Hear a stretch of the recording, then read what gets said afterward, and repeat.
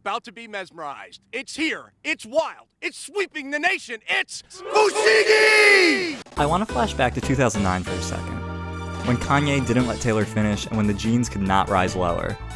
I was a budding gamer, slowly learning that there was more to the world beyond the Sinnoh region and LEGO adaptations of Star Wars.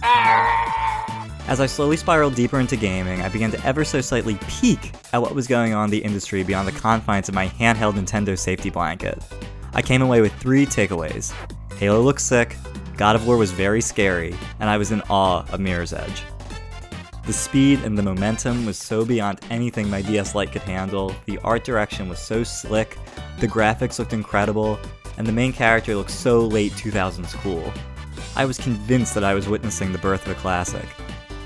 And yet, it was never fated to be. The years passed and the game began to slip into memory. I personally forgot about it. I bought it, assumed everyone else had played it already, and that all the discourse around it already happened. I just let it sit on my backlog for years. The series seems dead, and it doesn't look like many are upset. So what happened to kill one of the most promising series debuts I've ever seen? So like I said, I had some kind of dissonance with Mirror Edge's legacy. I assumed it was a Hall of Fame gaming staple similar to Cave Story. I finally made an effort to clear my backlog this year and wanted to finally play Mirror's Edge. I was blown away. The game left a huge impression on me. It's a short but sweet, immersive experience that has gameplay that I haven't really encountered anywhere else despite 14 years between its release and today. It felt one of a kind. Excited for a long overdue entrance into this fandom, I was so shocked to see that it's actually quite small, and though people do call it a classic, it's frequently called a cult classic. It's rough to find out that you're in a cult and you didn't even know it. Mirror's Edge is an action-adventure platform game set in the City of Glass, a futuristic city. The game follows the story of Faith Connors, a parkour courier who delivers messages while avoiding government surveillance.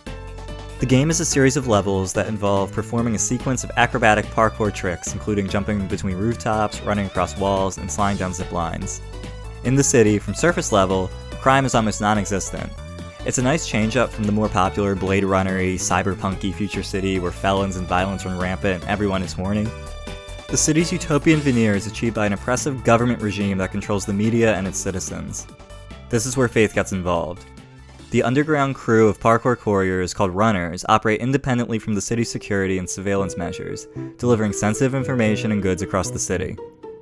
While this is happening, a new mayoral candidate, Robert Pope, is challenging the incumbent mayor, Mayor Callahan, on a platform of turning down the impressive censorship measures.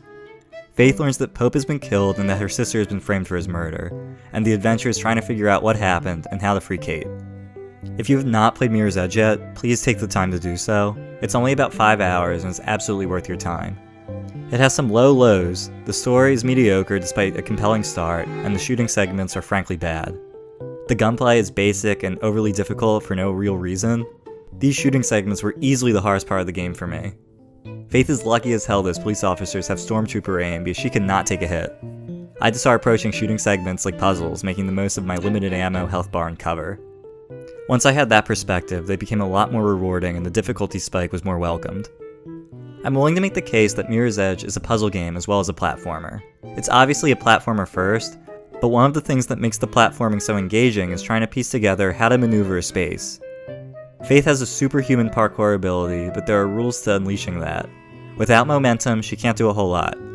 The game is analyzing a room, piecing together how to use her bag of parkour tricks and where to generate momentum to allow them. It creates a beautiful mix of thinking and puzzle solving while flipping to create a pure flow state once you get running. It's unlike anything I've ever encountered in a game before. It's purely fun. The ambiance of Mirror's Edge also stands strong. It uses music very consciously to give a more impact for the action or scenic moments. The rest of the time it uses the ambient sound of the city or a building. Cars honking from below, the humming of mechanical machinery, wind whistling, Faith's footsteps on metal. It forms a very soothing yet isolating environment, one that's relatable but unachievable. In its slower moments, the game becomes borderline meditative to navigate.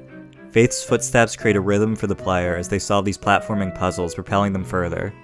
It somehow manages to mix the technical fluidity of a 3D Mario game while pushing the insane need for speed of a Sonic game. When you're really cooking, it fuses both at the same time. When you're playing well and running fast, the gameplay flow is a high-octane rush. Now those are some reasons why I think everyone should give the game a try. but I want to go a little deeper into the game culturally. I want to make a hot take and attempt to back it up, but I think we could directly thank Mirror's Edge for the popularization of parkour in the United States.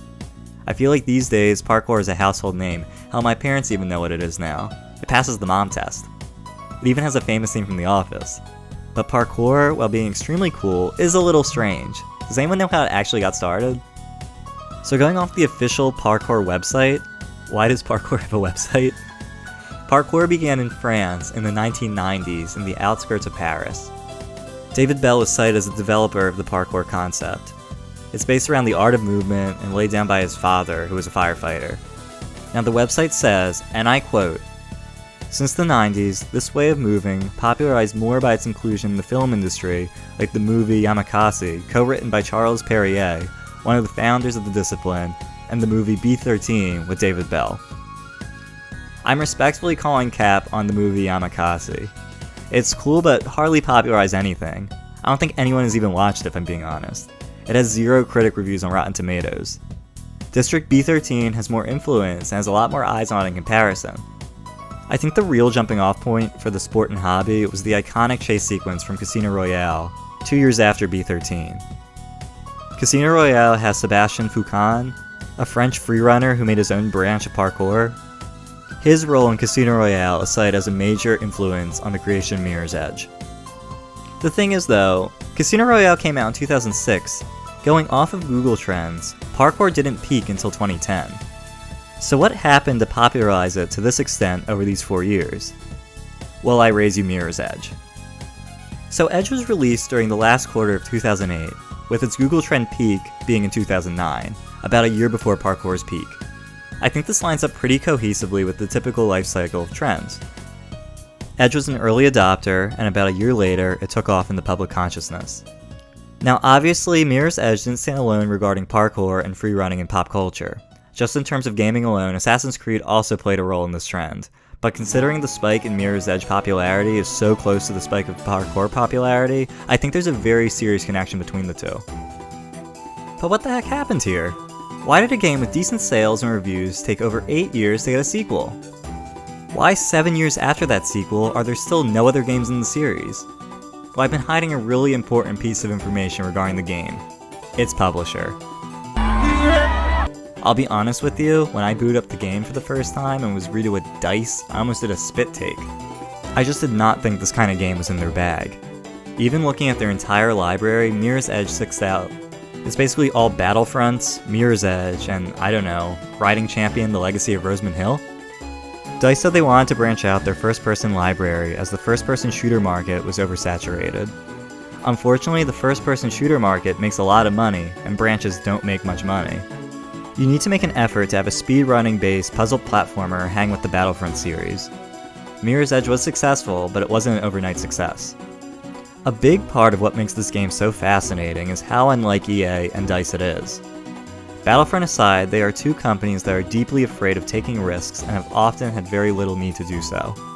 I mean, just look at the lack of changes in sports games over the last decade. As current-gen AAA games become more expensive and time-consuming to create, the less space there is to create something artistic, experimental, and unique. Even looking at the sales on something like the Switch, Nintendo even has to chase after developing IPs more than just chasing sales. When you look at something like Metroid Dread, Nintendo is developing an IP in spite of their expected sales. As companies, the EA and DICE machine is more profitable just rehashing their safe content than trying to develop or grow something new. Now, to their credit, they did eventually make a Mirror's Edge 2. Now, against their credit, it kinda stunk. Allegedly. In 2016, 8 years after the first Mirror's Edge Catalyst was released to an extremely lukewarm reception. I have not personally played Catalyst yet, so I'm going off reviews of fans and critics, but the game does not seem to be well regarded. The game is open world, which is admirable. I know while playing the first game that the idea of an open world sounded incredibly exciting. Unfortunately, the open world didn't land and has many of the open world flaws that the genre suffers from. People describe Catalyst World as empty and repetitive with very little reason to keep exploring. I've also seen a lot of complaints leveled at the story. I'm avoiding spoilers, but I heard that Faith's character is very different in the sequel to the ire of the fans. The word unlikable comes up a lot. And this is where the story ends, and sadly it does not feel like it's going anywhere anytime soon. It seems very unlikely that the series is ever going to be renewed. It was actually threatened to be delisted in April of this year. Maybe a remake could happen sometime down the line, but the odds seem very unlikely. A mosquito could hope though. A VR sequel or remake would be spectacular. It's a compelling world that has a lot more to give. There's a lot more locations in the City of Glass that would be fun to parkour through. In the meantime, please do yourself a favor and give the game a shot. It's truly one of a kind.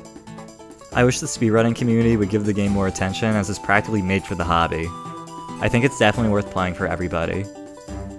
If you like this video at all, maybe give it a like. If you really liked it, maybe even a subscribe. If you love what I said or hated what I said, give it a share so I get ratioed. Anyway, it's been a pleasure. This is Itchy Ankles, and I'm buzzing off.